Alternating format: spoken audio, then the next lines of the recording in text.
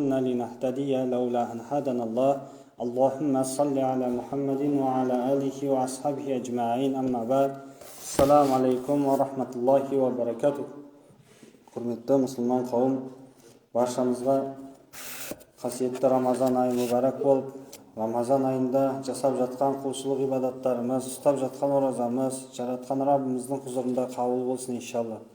Бүгінгі таравих намазына алыстан қадам басып келіп отырған, жақыннан келіп отырған мұсылман бауырларымыз Алла Тағаланың сауаптары сансыз болсын иншалла. Әрбір қадам басқандарымыз Алла Тағалам сауаппен жазсын. Таң намазынан, таравих намазынан алдыңғы уағызымызды ары қарай жалғастырамыз. Тәлімгер пайғамбар Мұхаммед саллаллаху алейхи уассаламның тағылымы жайында. Өткен тақырыбымызда пайғамбарымыз, оған Алланың салауаты мен сәлем болсын, сахабаларының мінез құлықтарын ескеру жайында. Сол жерде Муаз ибн Джабалдың пайғамбарымыз саллаллаху алейхи уассаламмен сұхбаттас болған сұхбатынан бір хадис келтірген едік. Яғни кімде-кім ашхаду ан ла илаха иллаллах ва ашхаду анна Мұхаммадан абдуху ва расулух деп айтатын болса, оны Алла Тағала тозақтан құтқарып жәннатқа етеді деген хадис жайында. Әрі қарай жалғастырамыз. Бұл сұхбат Абдулла ибн Амрден келеді. Абдулла ибн Амр ибн Ал-Астан радиаллаху анху, Алла одан разы болсын, пайғамбардың саллаллаху алейхи уассаламның қасында болған едік дейді. Пайғамбарымызбен бірге болған кезде сонда бір жас жігіт келді дейді. Осындай мешітке келіп, мешіт пе әлде басқа жер ме, әйтеуір пайғамбарымызбен отырған едік дейді. Уа Алланың елшісі, аузым берік бола тұра сүйсем бола ма деп сұрады. Пайғамбарымыз саллаллаху алейхи уассалам жоқ деді. Сосын бір қария келді дейді. Аузым берік бола тұра сүйсем бола ма деді. Ол иә деді пайғамбар саллаллаху алейхи уассалам. Біз бір-бірімізге қарап қалдық. Алла елшісі саллаллаху алейхи уассалам, сендер бір-бірлеріңе не үшін таңдана қарағандарыңды білемін деді дейді. Яғни бұлайша қарағанда бір түрлі сұраққа екі түрлі жауап болды. Бір жас жігіт келіп, я Алланың елшісі, аузым берік кезде, ораза кезінде әйелімді сүйсем бола ма деп сұрады негізі. Пайғамбар саллаллаху алейхи уассалам оған жоқ болмайды деп қайтарып жіберді. Кейіннен тағы да бір қария кісі келіп, я Алланың елшісі, жұбайымды, әйелімді сүйсем бола ма деген кезде пайғамбарымыз ол кісіге болады, сүйе бер деді. Сонда сахабалар жаңағы Абдулла ибн Амрдың өзі айтады, біз бір-бірімізге таңданып қарап қалған кезде пайғамбарымыз бірден біліп не деп айтты дейді. Мен сендердің не үшін бір-бірлеріңе таңданып қарағандарыңды білемін. Әлгі қария деп айтты дейді, өзін ол ұстай алады деді. Бұл хадис имам Ахмедте келген хадис. Яғни қария адамның шахуаты басылған болады. Қарт адам үшін оразасын бұзып алу қаупі аз. Ал жас жігіттің халі басқа.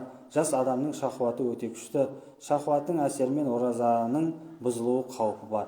Сұрақтың жауабы екеуінің де жас ерекшеліктеріне қарай берілген. Яғни бұл хадистен түсінетініміз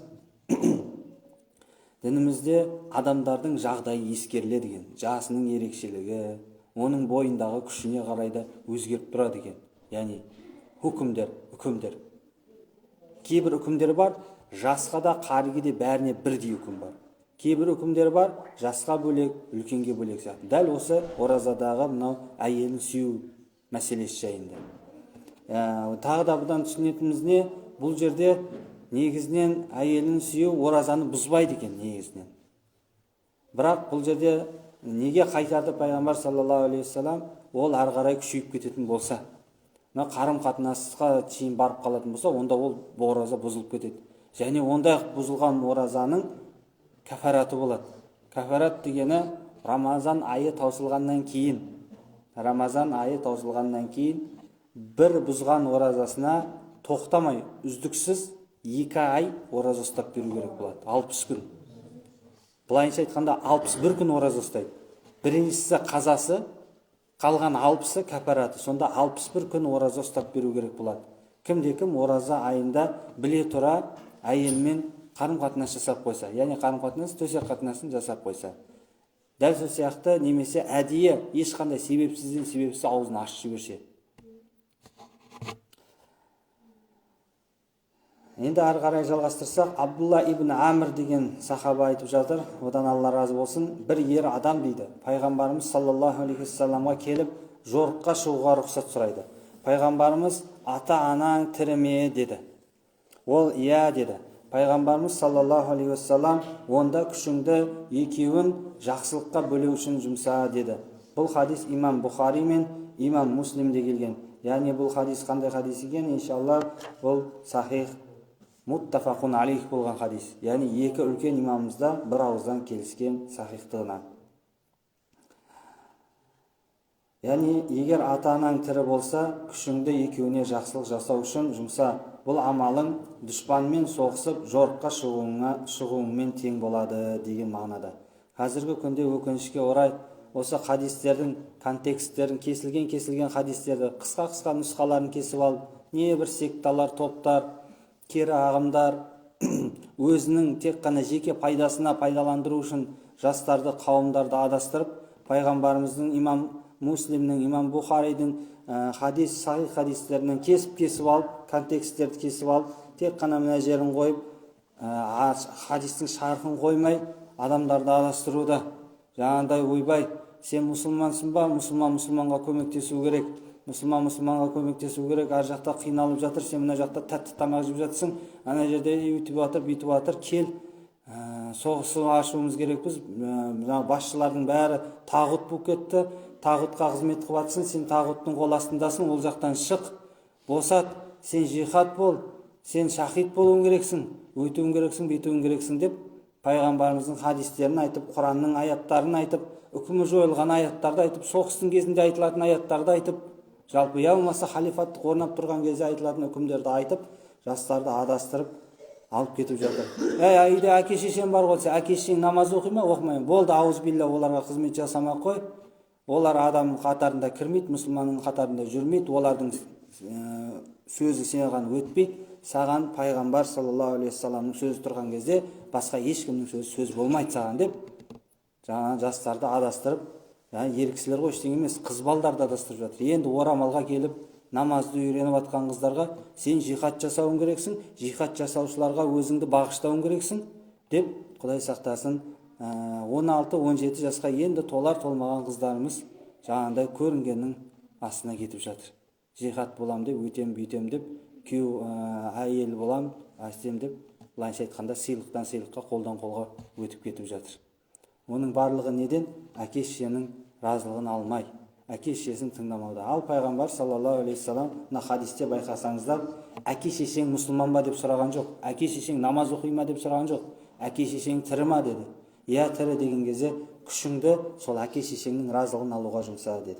Бұл сахих хадис, имам Бұхари, имам Муслимде келген. Абдулла ибн Амр ибн Аластан, жаңағы жоғарыда айтылған сахабадан тағы да риуаят болып жатыр. Бір ер адам пайғамбарымыз саллаллаху алейхи уассаламға келіп, Алладан сауап үміт еткен күйде хижрат жасауға және соғысуға саған серт беремін деді. Пайғамбарымыз саллаллаху алейхи уассалам, ата-анаңның тірі біреуі бар ма деді. Ол иә, екеуі де тірі деді. Пайғамбар саллаллаху алейхи уассалам, Алладан сауап үміт етесің бе деді. Ол иә деді. Пайғамбар саллаллаху алейхи уассалам, олай болса ата-анаңа оралда, ол екеуіне жақсылық серік бол деді. Имам Муслимде риуаят етілген хадис.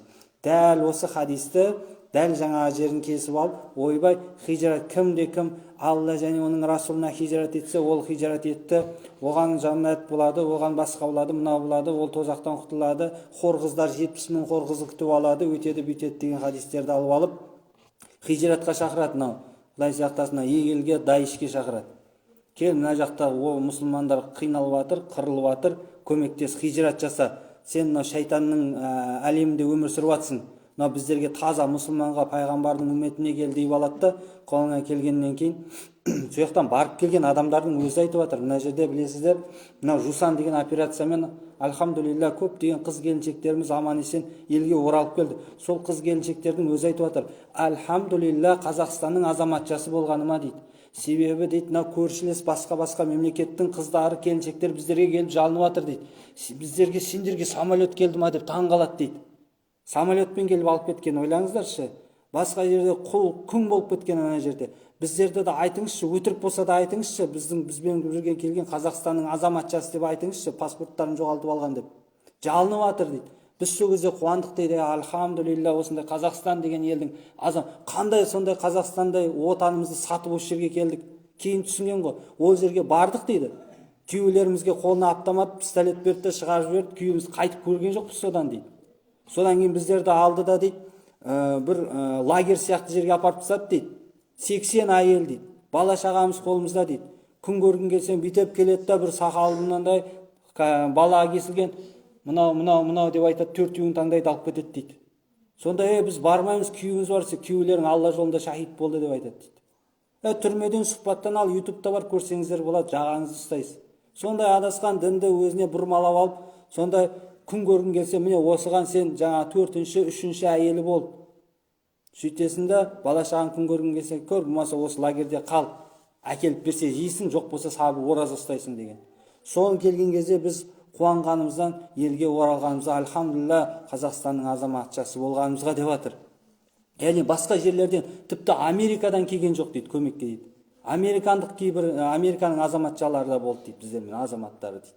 Сондай бәрі қазір әлеуметтік желіден Telegram бар, ВК бар, сол жақтан сіздің неңізге кіріп алады да уағыздайды, бірінші күшті уағыздар айтады. Пайғамбарым осылай келді, бүйтіп келді, өйтіп келді, мұсылманға бауыр, бірлік болу керек, тірлік болу керек деп.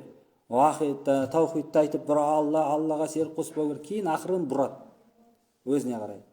Сондықтан да ең бірінші пайғамбар саллаллаху алейхи вассалам хижрат еткен келсе, неден хижрат етесің деді? Негізінен ең жақсы хижрат күнәдан хижрат ету. Күнәдан алдыңғы істеп жүрген күнәңді тастап кету ең үлкен хижрат.